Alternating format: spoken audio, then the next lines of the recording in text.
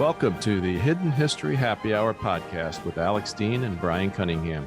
Here we have a drink, have a laugh, and you just might learn something about our favorite stories from history. Please visit our website at hiddenhistoryhappyhour.com and subscribe on your favorite podcast app.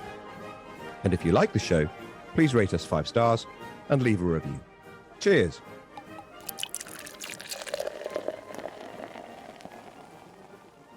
Welcome, listeners, to a special pop-up edition of the Hidden History Happy Hour podcast with Alex and Bryan on the escalating crisis in Ukraine.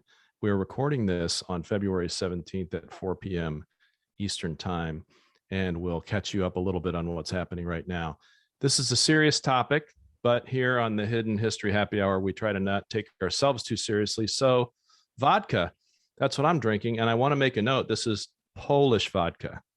I wouldn't want to be caught dead today or any day, frankly, drinking Russian vodka, but this is Polish vodka. Also relevant is the USSR and Russia have always insisted that vodka must be a vital part of diplomatic negotiations for decades. And no one knows this better than our special guest for today. Mike Hurley is today the president of Team 3I, advising numerous companies, including startups, a number of which are into very cool space tech. Mike was also a senior staff leader for the 9/11 Commission here in the U.S. And most importantly, he was a career Central Intelligence Agency clandestine services officer, or for those of you unaware of the terminology, a spy. Now, Mike served his career, unlike myself, at the very farthest end of the spear. I like to be, commanding my troops from back in the embassy. And Mike will share with us his story, including how he volunteered to be one of the first CIA officers dropped into Afghanistan after 9/11. But Mike is also a lifelong USSR and Russia follower, and of necessity, a keen observer of Vladimir Putin. So we couldn't have anyone better on today. Welcome, Mike. Bryan, Alex, it's great to be talking with you. Thanks for coming, Mike. Great to have you with us. My pleasure. Thanks very much, Mike. Alex is about to tell all of you the amazing story of the most complete victory, which we may see as a jumping off point for a more serious discussion of two of what could turn out to be the most complete defeats in history. And perhaps we will be able to use this to tell us all something about the nature of learning from history itself. But first, Alex's story. Alex. Thanks, Bryan. So I asked my followers on Twitter the pub quiz question: what is the most complete military victory that's possible? And maybe there's no right answer to that, but how's this? A battle you don't even have to fight because your opponents don't turn up, and you win it hands down. That's a good definition. This is the story of the Battle of Karensabe, which is the closest I've been able to find the way to pronounce this town. Austria at war with Turkey, 1788. The Austrian army is on the march around this town, Karensabe, which is now in present-day Romania. One fine September evening, the Austrian hussars cross the river, and finding no enemies there, they promptly set up camp and do what soldiers do. They have some drinks. In due course, some infantrymen follow the hussars over the river. They sought to join in with the digestifs, and they are rebuffed. And an argument begins between the cavalry and the infantry, and as Britney Spears would say, one thing led to another. Disputes, my friends, between booze-fueled groups of men with guns are generally a bad idea. And this was no exception. Soon, bullets are flying between the camps, and some wag cries out, "Turks, Turks!" Because, of course, that's the enemy that we're going to be facing at some point. And soon enough, everyone... So it wasn't Thanksgiving then, It Alex. was not, as far as I know. It wasn't a Turkish... And actually, turkey's not a pleasant... I don't know why you guys eat turkey at Thanksgiving anyway. You do all this stuff to it, like brine and so forth. The reason you have to treat your turkey so much is that it doesn't taste good. Why, just eat another meat. Anyway, so... Bald eagle is too precious here. Yeah, I gather it tastes like chicken. Anyway, so everyone is running away very quickly from the wholly absent Turkish army. And the hussars sought to retreat back to camp. And their unannounced gallop was interpreted as a cavalry attack, and they were met with artillery fire from the Austrian army, of which they were a part. So so very quickly, the whole Austrian army, some 100,000 men at Karensabe, is in complete disarray. Things are not helped by the fact that the army was made up of an admirably heterodox group of people of different nationalities, each contingent of which had varying degrees of understanding of the language of the other people in their army. So men were shouting words at one another that other contingents didn't understand, and they were firing at every shadow, that is to say, at their own comrades. Cue full-blown retreat of 100,000 men from an imaginary enemy. Emperor Joseph II is ignobly dismounted and thrown into a ditch in the confusion. A couple of days later, the Ottomans arrive, the Turks turn up, and one can only imagine their perplexity at finding a shed load of dead Austrians on the battlefield. Yeah, good job, everyone. Pats on the back. Well done, everybody. We really pulled that off. The Turks, of course, take Karansebe as a result with great ease. Now, the losses at this inverted commas battle were massively overstated, perhaps because neutral observers found the situation so funny. But whatever the truth of it, it's definitely right that casualties amongst the Austrians ran into the hundreds, and the Ottoman casualties were zero, obviously, because they weren't there. So how's that for a complete victory? Or maybe we should say that the Austrians won as well as lost.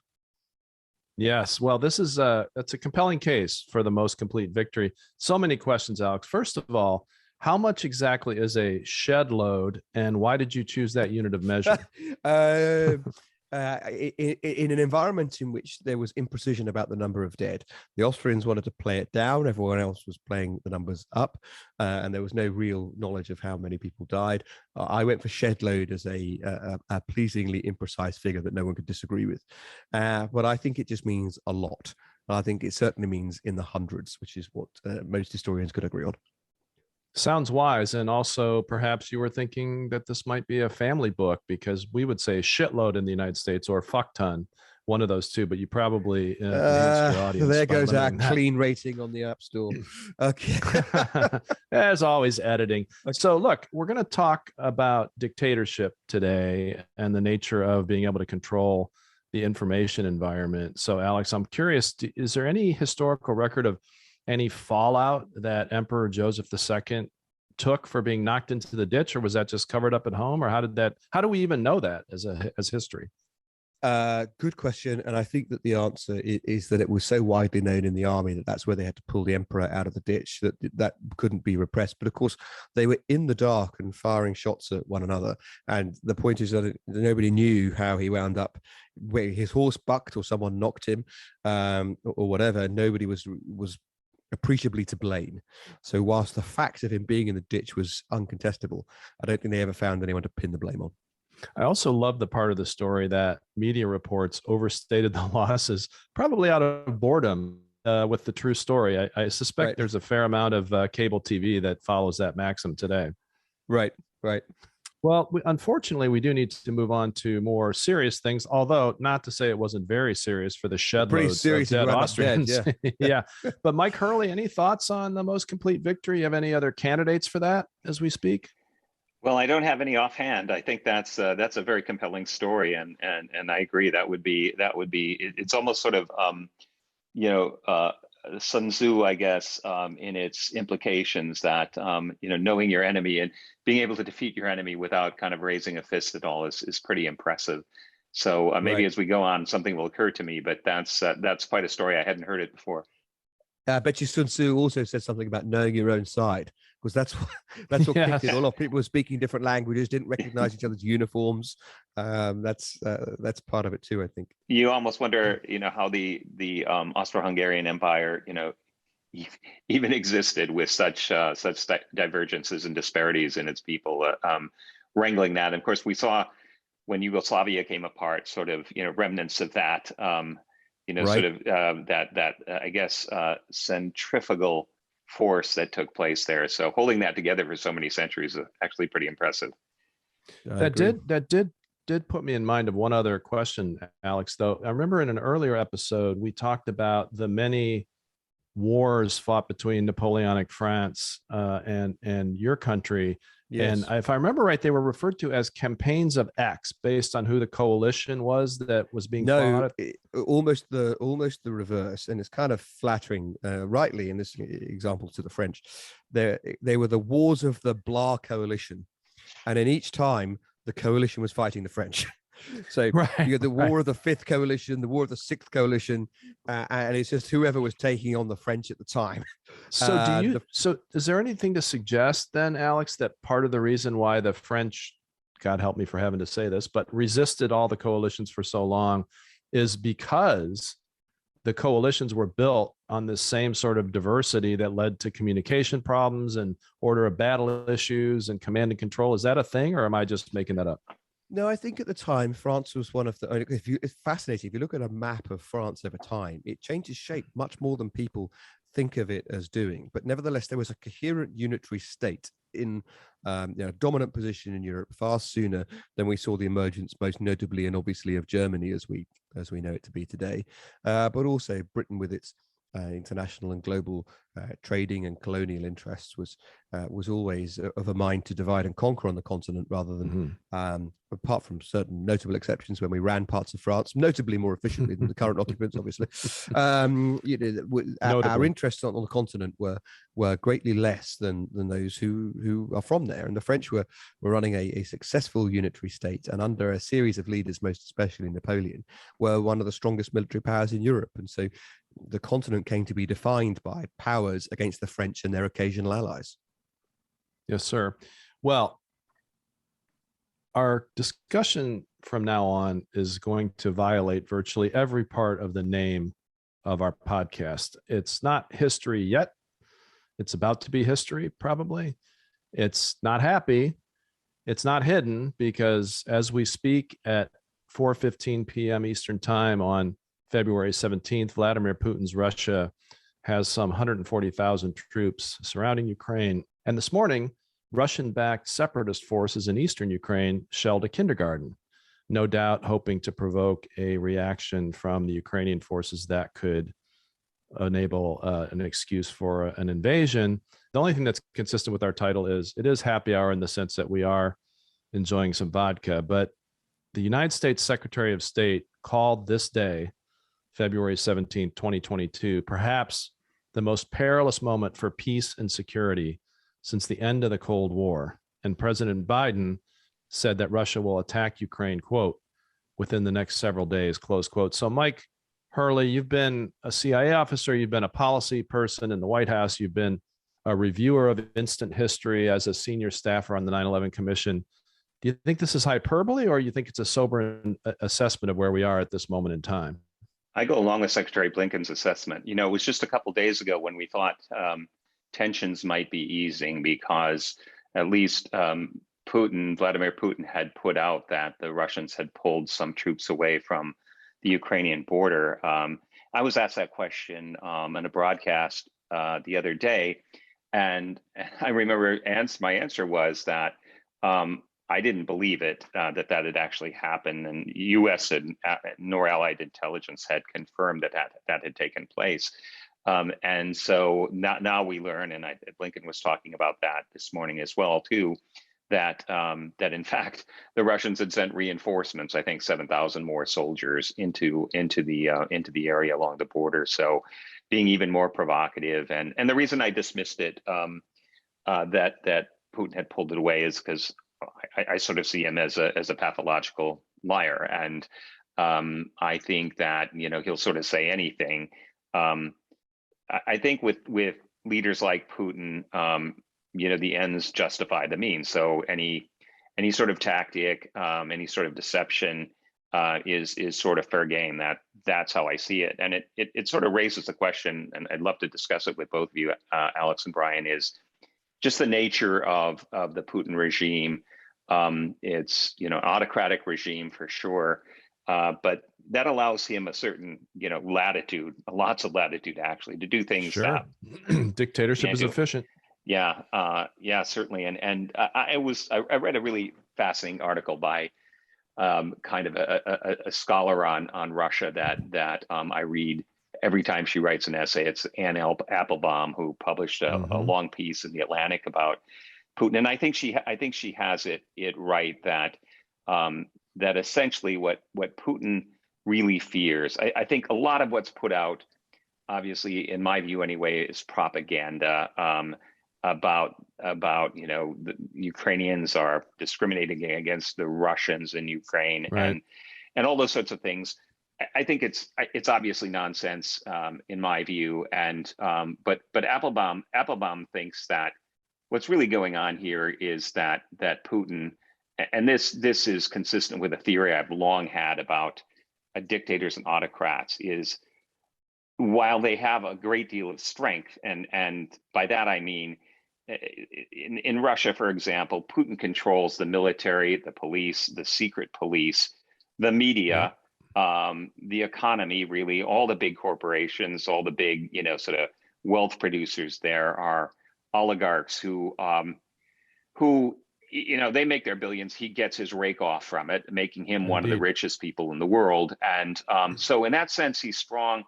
As I think it was Applebaum who pointed out, imagine in the United States, someone who controlled the military, the FBI, the CIA, but also the courts, the New York Times, Fox News, everything, the media. Imagine that. And that's essentially what Putin controls in Russia. But at the same time, as Anne Applebaum points out, leaders like Putin are weak in a certain sense, because they're always looking over their shoulder, and they have to be, because somebody's coming after them. He's maintaining himself in power through, sort of this stringent control and rigid control of the society, but somebody's always breathing down your neck. And what he saw in East Germany when the Soviet empire collapsed in the late 80s and then finally collapsed in 1991. He was a KGB agent in East Germany, and he saw Leipzig, wasn't he? Yeah, and he saw the mass protests and manifestations on the street. And I think there's this fear of democracy, actually, and that's what he wants to keep out of the Ukraine. It's not just, look, Bryan, I've worked pretty closely with NATO over the years, both from a policy side and at the White House, but also in the field. And my view is that NATO, with all its flaws, still is the greatest defense alliance in the history of the world. And it's a defense alliance. And Putin knows that. It's not so much NATO rolling into the Ukraine that he fears. That's not going to happen anyway. I think it's the European Union going in there. And well, that's of course, it was the European Union vote, Mike, the European Union vote that sparked the first Russian meddling in Ukraine in recent times, back in 2013, 2014, when they were going to have a referendum to join the European Union. And, my view is whether Putin actually invades Ukraine again, setting off a humanitarian global financial crisis, or he just ends up using his military might. And I'm afraid to say also the fact that in our country, Mike, we've had successive administrations that were far too weak with Putin, basically making him feel like he has a green light to go ahead. Either way, he's already scored a victory, because he's surely intimidated the Ukrainians from trying to join NATO. NATO is not going to have them in any event. He's denied them to some degree their self-determination, and he's increased the subservience of his country, of Ukraine, to Moscow. Alex, what is kind of the view from London on all this, and how do you feel like, how would you grade your government in dealing with Putin in the last, say, 10 years? Well, most immediately, I think our government has been very much on the front foot in seeking to dissuade Putin from further action, and I would differentiate that, separate it out from the position taken by some of our friends on the continent, most notably Germany, which of course has its own, everyone in Europe of course has different relations with Russia. It has different things that matter to them. The Germans are much more heavily energy dependent on the Russians, and famously energy dependent on the Russians, than many of the rest of us. But Britain has been an outlier in adopting a position much closer to that taken by the United States in urging Putin, and not just urging Putin, but assisting Ukraine and related Eastern European NATO states to stand up against him. The tricky part, I think, is that if we are honest, the collective defense and under Article 5 of NATO is a double-edged sword. And when Putin seeks an undertaking that Ukraine will not join NATO, something that members of NATO find impossible, understandably and in my view rightly, to undertake. They'll never say that a country can't join. Realistically and pragmatically, there'll be many countries in NATO that never wanted Ukraine to join NATO, precisely because of the situation we're discussing. If Ukraine had been part of NATO when Russia outrageously stole part of Ukraine, Crimea was part of Ukraine, Yes. and Russia invaded and took it over. If NATO membership had been extended to Ukraine at that point, it would have meant invoking Article 5, most likely, and would have led to a hostile situation between the NATO powers and Russia, which few people would have wanted. Just quickly for our listeners, Article 5 is a provision of the treaty that created NATO that requires NATO members to come to the defense of other members if they are attacked. And as Alex rightly says, I'm sure many of the members of NATO would not want to have to bear that burden for Ukraine. Also, Mike Hurley, if I'm not mistaken, in order to join NATO, there's certain benchmarks you have to hit, including a certain lack of corruption, which we don't think is present in Ukraine. Yeah. Right. No corruption in Ukraine at all. There definitely are benchmarks for joining NATO, as there are for joining in the European Union. Let me. The other one, Mike, of course, is territorial integrity. You can't be going through a dispute over your territory, which plainly, on any view, Ukraine and Russia are. Let me take you back maybe a few decades just to illustrate the point I'm making about Putin. I was stationed in Europe in the late 80s and the early 90s and working for CIA. And I remember vividly watching sort of the collapse of the Berlin Wall, and then this cascading these countries, satellite countries of the Soviet Union, kind of being liberated and peacefully. But I still remember a classic example for me is Romania, and you remember that the leader in Romania was Nicolae Ceausescu and his wife, and they were brutal, terrible people. It was a gangster state. He had an iron grip on it. And I know this is collapsing history or compressing it a bit, but it seemed like, because there were protests over several weeks in Timișoara and other parts of Romania, and this kind of building, crescendo. But on the other hand, it sort of seemed like it all happened really fast, in the sense that one day, Ceausescu, what was his nickname? The Light of the Carpathians, I think, one of these. Which is ironic in light of the Dracula movies. One of these monikers, right? Like, kind of like the Shah of Iran had. And so it almost seems, certainly in retrospect, that one day they're all powerful. The next day, these two people in their 80s are on a hillside, and soldiers execute them. I think you can still see this on YouTube. But to me, that sort of showed how fast it can all happen when the tide of public opinion or the public gets motivated in that way. And that's what I mean when I say that I think all these dictators, if that's what Putin is, or autocrats, certainly, they have that fear. It's deep inside them, especially when they've ripped off so much money. And they've created so many enemies. And that's what I think he absolutely can't see.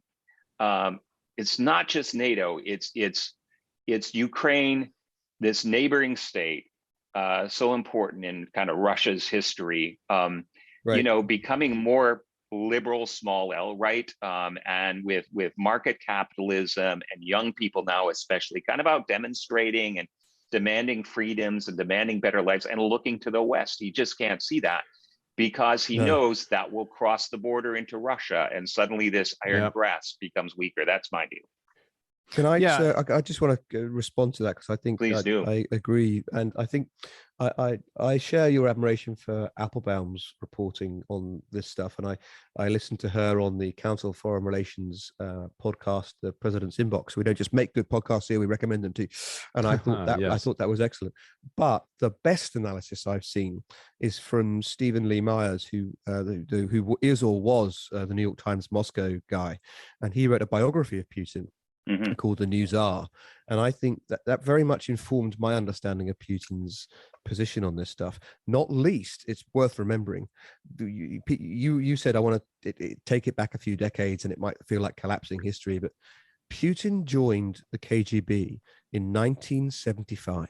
Right, that's where everything that you think about in the latter days of the Cold War, from before Reagan, Putin was materially invested in. And one of the things that Stephen Lee Myers says in his book, which really stayed with me, is that Putin regarded the collapse of the Soviet Union as the greatest tragedy of the 20th century. Yeah, that's so. So think about that for a second. Not the Holocaust, not the 30 million, 50 million people that died in the Soviet Union in his own country, but the loss of the Cold War. Also, let's not leave out of his biography, gentlemen, that he was the Zampolit, the political officer on the Hunt for Red October. Oh, no, wait, sorry, that's a movie, but check it out, everybody. But he was called Putin. That's officer was. Yes, Putin. It's crazy. So, Mike, speaking of your involvement in past history, Mike, at a recent press conference, Putin cited the quote, war against Yugoslavia, which was unleashed coincidentally by NATO, close quote, as precedent for the acceptability of an offensive war in Europe in the 21st century. Now, you were there. So what's your take on that claim? Yeah, well, I think that's nonsense. And again, it's his, his propaganda, it seems like. I'm reminded of there's a Latin expression. Let me see if I can remember it. Quod licet Jovi, non licet bovi. What God can do, a cow can't do. And in this sense, the West going into Kosovo. I mean, remember what was happening. We were seeing in Kosovo in the late 90s. People, these ethnic Albanians in Kosovo, being put into boxcars and forcibly pushed into Albania and Macedonia by the tens of thousands. It's the first time we'd seen that since the Second World War. And this was happening on NATO's doorstep. So the justification for going into Kosovo, ethnic cleansing, certainly. But, with UN resolutions and sort of every sane country, realizing that this was a massive problem, it was happening on NATO's doorstep, and for purely moralistic reasons. So, and I'm also reminded when I think of that Latin expression. So in that sense, I guess the way I apply it to this situation is an altruistic sort of, reason for doing something beats, a self-aggrandizing reason and trivial and selfish reason for doing something. And I think that's the distinction with what Putin is making. I'm also reminded during the Kosovo, when NATO, led by the US and the UK and sort of the other key members of NATO, went into Kosovo, Putin, well, I guess it was Yeltsin at the time, but the Russian government was trying to interfere with that because they were standing up for, what was historically known as Russia's little Serbian brother. And so that was their motivation. But I remember that Václav Havel, who was then, I think, he was the president of the Czech Republic. This great Nobel sort Prize of winner, Nobel Prize winner and kind of moral, this voice of morality. I remember he gave a speech in the Canadian Parliament in Ottawa, and he talked about NATO going in there, and he described it as one of the most altruistic, actions in history, and for the reasons that no country was going in there for oil or for, getting minerals or riches. It was purely to stop the ethnic genocide and bring order in. So I think it's an abomination for Putin to compare the two. I'm not buying it for a second. That's a long answer to your question.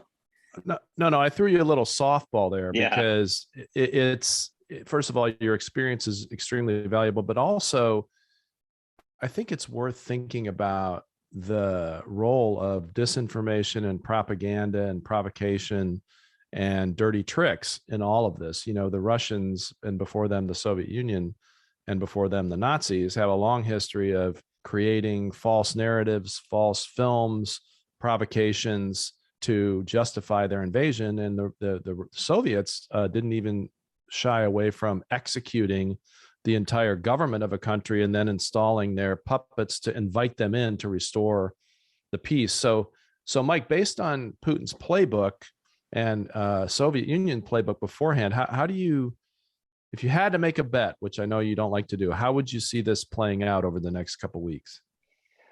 I think that, well, first of all, will we see, Russian planes, bombing, strafing Kyiv? I sort of doubt that. Tanks rolling in all the way to Kyiv and sort of taking over these key points of the country. I don't have a crystal ball. I don't know whether that will happen or not. I think, though, that the one thing we can count on is Putin will continue to try to create chaos. That's part of this. He wants to fragment NATO. He wants to, drive wedges in the Western alliance. That's a big goal of his. So he'll continue to do that. So they'll continue with the cyber attacks. They're very, very good at it. And I think they will also. I think one thing I'd watch out for is what I call sort of slice by slice, salami style, just slicing off little bits here and there and just pushing it and pushing it and pushing it, thinking that each step will not, elicit a massive response from the United States and the allies. And then before you know it, he sort of grabbed more and more territory. I think that may be how it plays out. That's what I would bet on. But on the other hand, he's unpredictable, so who knows?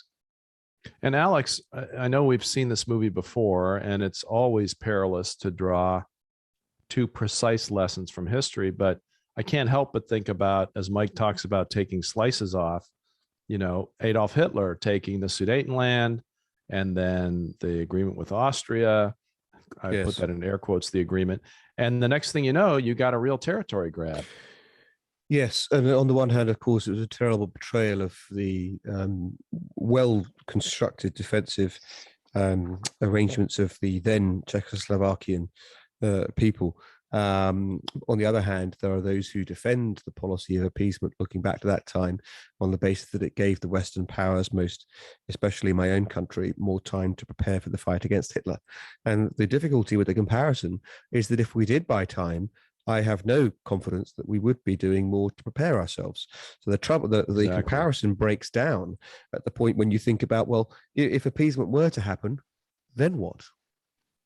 Right. Are we going to be any better off militarily in 5 years when arguably, Putin has taken most of Ukraine and the Baltic states, although I guess the Baltic states are members of NATO now, so Article 5 would kick in. The Baltic states are not on the table for now, and I don't mean to sound flippant when I say not on the table. I mean, there's no prospect, I don't think, in the immediate term of that. And of course, many NATO countries, including my own, have committed troops to Estonia and Latvia and Lithuania to make that point. But what's plainly in play to some degree, and Putin is having success with false flag operations and Russia and separatists who sympathize with or aligned with Russia, is peeling off parts of Ukraine.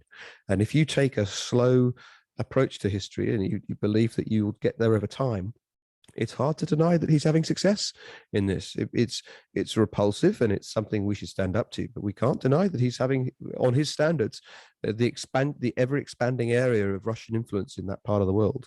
He is plainly being successful. Well, and the other thing, of course, he's looking at a country that was Janus faced. Ukraine, on the one hand, looked towards Russia, where so much of its history sits.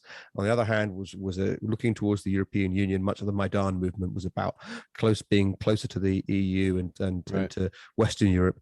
And he has made his claim. He's staked his claim to bring Ukraine, or at least a good chunk of it, back into the Russian sphere of influence. Well, and there are those, and I don't agree with this. I'd be curious to what you gentlemen think. There are those commentators in the U.S. that are saying he's already won. He could withdraw right now, and he can say Ukraine's not joining NATO anytime soon, number one. Number two, I got President Xi to stand with me in all but a formal alliance. And now the United States are, and the Britain and our allies are the ones that are isolated, and dictatorship, and he wouldn't call it that, but authoritarian rule is on the rise. What do you think about that theory, Mike? Well, yeah, I think that leaders such as Putin, if when they're willing to go to the lengths that they go to, they can create a lot of damage. And Alex, I'm thinking of the poisoning of the couple in the UK. On the park bench. Yeah, Yeah. he'll poison anybody. And look, we could have an entire conversation about the problems that the West has internally and all of that, but I mean, one thing is we in the West, we're committed to a kind of, rules-based global order. Is it perfect? No. Do we fall short of it? Do countries take advantage of things at times? Of course. But there are these sort of principles, and Putin's operating completely outside the rules. Right. And that is Getting away with it dangerous. so far. That's right. Well, And it's dangerous, but it's very hard to deal with somebody like that. so let me pick up on, because I think that's right. And I think that the point you make about Sergei Skripal and his daughter, who were poisoned in Salisbury here in the UK, is that they weren't just poisoned by Russians, they were poisoned with Novichok, a nerve agent. If he might as well have left a KGB calling card on their bodies. He might as well have left a signed card saying, "I did this," signed Vladimir Putin, and not the first time either that he'd poisoned people in the United Kingdom. But the point about Skripal that I think is so fascinating is that Skripal had been who was, by the way, from Kaliningrad, like Putin's wife, from the exclave of the old East Prussia. People who think history doesn't matter, it's worth bearing these points in mind. Skripal had been in the United Kingdom since 2010. Yeah. The KGB never forgets, and Putin is an absolute product of the KGB, and he never wanted this guy to be allowed to get away with things. Well, I'm sure both of you gentlemen will remember this, but my first assignment as a young CIA analyst more years ago than I care to count, although Mike's been around longer than I have, so I feel good about that, was looking at the evidence that the Bulgarian intelligence services under the command of the KGB in the early 1980s had tried to murder a pope. And part of that evidence was looking back at an assassination that the KGB conducted against a Bulgarian dissident called Georgy Markov on a bridge in London. So yes, this goes way back with the umbrella. Yeah, it's literally the same. I don't know if life imitates art or art imitates life, but it's from a James Bond movie. They whacked a guy with an umbrella on a bridge. Sounds like an episode of Clue. It was on Waterloo Bridge. It was a poison tip umbrella. Mm-hmm. And for some time, because he managed to get a garbled explanation before he died out to people, and so some passers-by did as well. And but nevertheless, it sounds so outlandish that people didn't believe it.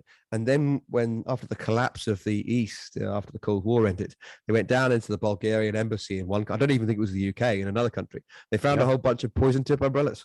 Well, and I have to say, I was a young, very, very young analyst, and Bill Casey was the CIA director at the time, and Ronald Reagan was the president. And we were under intense pressure to say that the Bulgarian agent, much like on the bridge in London, actually had taken a swipe at the Pope.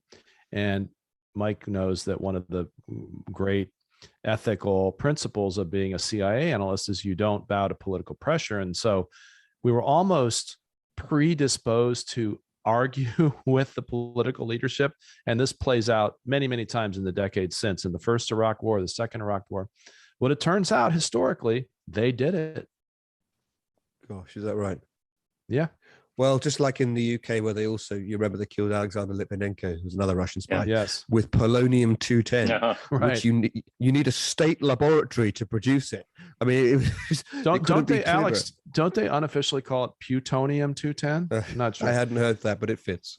Okay, so Alex, I want to close on Ukraine because we're going to be in a crisis soon, and I want to get this out to our listeners. But you, among all the hats you wear, you run a division of a global consultancy whose mission, in part, is to take open source information and advise companies and governments and organizations on the future. So, let's say, for the sake of argument, and we hope this is not true, that Putin does go in the next couple of weeks and in Mike's scenario, carves off increasing portions of the country, but you have an actual armed conflict in part of Ukraine. What does this do to the world economy? What does it do to the oil market? What does it do to the humanitarian situation? Right. So there's at least three immediate outcomes beyond the fact that, I mean, I've spent a bit of time in Ukraine. I've had Ukrainian clients, which means I had to go to Kiev to service them and spend time with them. The Ukrainians are going to fight, right? There's not going to be a rollover. There will be a fight in trench warfare in eastern Ukraine in a very cold environment that will bog down, and it will not be easy, and it will have which I'm drawing a distinction between what happened in Crimea, where people might say was manageable or bearable on the global economic stage, and what would happen in East Ukraine, which has already been, the former breadbasket of Europe has already been kneecapped by events. But the first thing would be a spike in global energy prices, very significant, I think. The second would be the West having threatened sanctions on Russia for so long would, if things like this happen, would simply have to follow through. And businesses and that's not just Russian interests, it's not just Russian businesses, Western countries that do work in Russia would suddenly find a great deal of their operations hampered. So Alex, and there would be a run on there. Sorry to interrupt, Alex. Specific question: does the Nord Stream 2 pipeline close? Yeah, well, your president's already said that. Biden has said that he would. Right, but we don't run Germany. No, but I think I do not think that the Germans could, in all good conscience, continue with Nord Stream 2 right. if that were to happen. So energy prices would spike. Western businesses doing any kind of work with Russia would have great challenges to their fundamentals and their business models, and as a result, I think you would see a global economic crisis. My guess, sobering.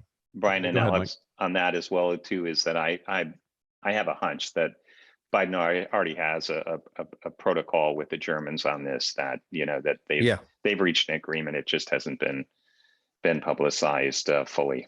That's my guess. This is driving me back to the vodka, guys. I don't know about you. Me too, my friend. Well, Mike Hurley, I'll give you my sort of idiosyncratic view, and I think we've all known each other for a long time. I view myself as a militant centrist. I don't view myself as a partisan. I do feel strongly that starting for sure with President Obama and possibly with George W. Bush, although I think that's more debatable, every American president has given Putin lots of reason to believe that he could get away with whatever he wanted.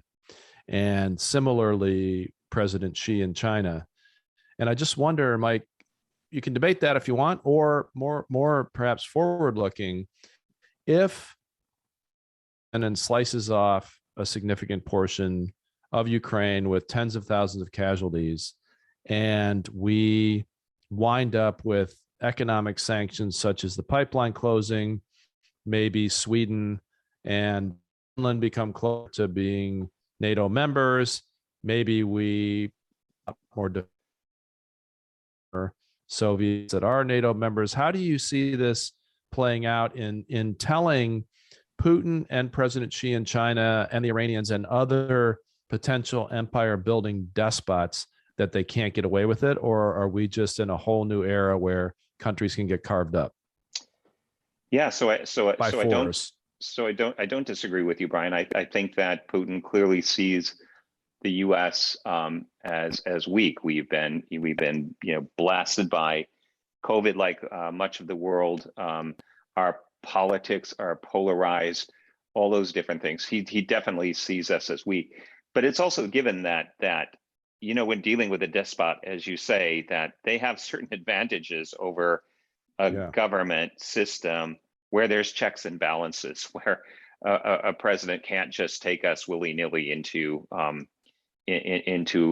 war in the way that he can. So is it weakness, or is it a kind of result of the system that we have? I don't know, but so I don't disagree with you that he sees us as weak and that we probably made a number of mistakes. But if it does go the way that you described, we may be in it for the long haul then, because you can't just put on these sort of suffocating kind of economic sanctions on a country, and we keep hearing that these will be like nothing that Russia has experienced before. And you can imagine some of that. That would be very stifling for sure, but we'll have to be in it for the long haul. You just apply those Right. for a couple of months, Right. because then you really will be weak if the solidarity on that phrase. So it will have to be continuing diplomacy to keep the alliance strong and keep the pressure on. But on the other hand, I think we want to avoid a world in which autocrats can just roll over these borders, because it definitely will give some kind of a green light to Xi Jinping and Exactly. Taiwan. As Exactly. Alex likes me to say, 108% to that. Nothing more than 100%. Alex, do you see daylight between the United States and our European allies, understanding No, each country is a different. well, hang on. Yes, I do not see daylight between the British and American position. I see daylight between Group 1, Britain and America, and Group 2, Germany, and to a slightly lesser extent, France. When President Macron went over and met with Putin on an agenda of stated items, many of which NATO had already explicitly rejected, there I saw real daylight between the French position, or at least Macron's position, and ours. But I also wanted to pick up on what Mike was saying about that Putin thinks that we're weak. You remember there's that scene in The West Wing. Josh says to the president, if the House overrides our veto, then we're going to look weak. And the president says, if the House overrides our veto, we are weak. Yes. This is not about perception anymore. Yeah. If we let Putin get away with it, it's not that he thinks we're weak. Yeah. We are. Yes, that's a great point. And I always welcome a West Wing reference, as you know. Do you think, Alex, that to Mike's point about the need to be in on the sanctions for the long haul, do you think that the French, the Germans, the other European Union countries will stick with us? And what will change them from doing that? How long do you think they'll stick with us? History suggests that over time, any coalition of people gets peeled away on things like sanctions and not trading with people because they see a profit in it. And I'm not casting aspersions on any one country. It's just the nature of things. France. And of course, we found ourselves in the Falklands facing some kit that the French had sold to the Argentines, knowing where it was likely to be used. So those things do happen.